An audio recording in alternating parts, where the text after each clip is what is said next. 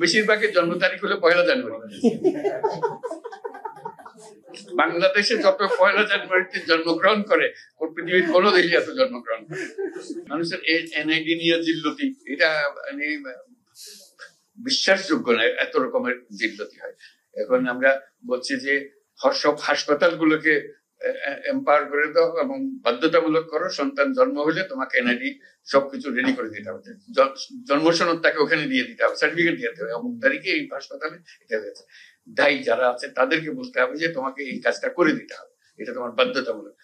তা না হলে ওই 60 বছর বয়সে বলে জিজ্ঞেস করে আমার জন্ম তারিখ, বলে আমার তো জন্ম তারিখ জানি না, তো দাও একটা বসে যেত, কত বয়স কত 60 70 কিছু একটা হবে। মানুষ নিজের নাম জানে না, এদের নিয়ে আমাদের কাজ করতে, নিজের নাম জানে না। আমাদের অভিজ্ঞতা, আমাদের কাজের মধ্যে অভিজ্ঞতা হলো যে আপনার নাম বলেন,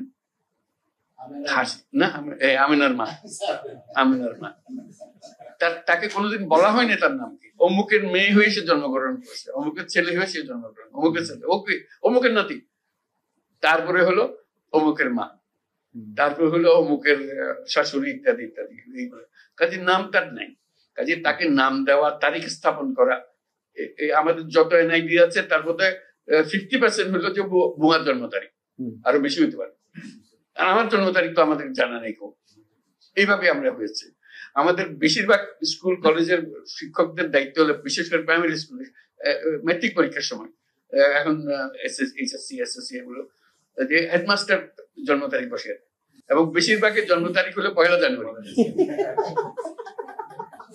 বাংলাদেশে যত 1 জানুয়ারিতে জন্মগ্রহণ করে পৃথিবীর কোনো দেশে এত জন্মগ্রহণ করে।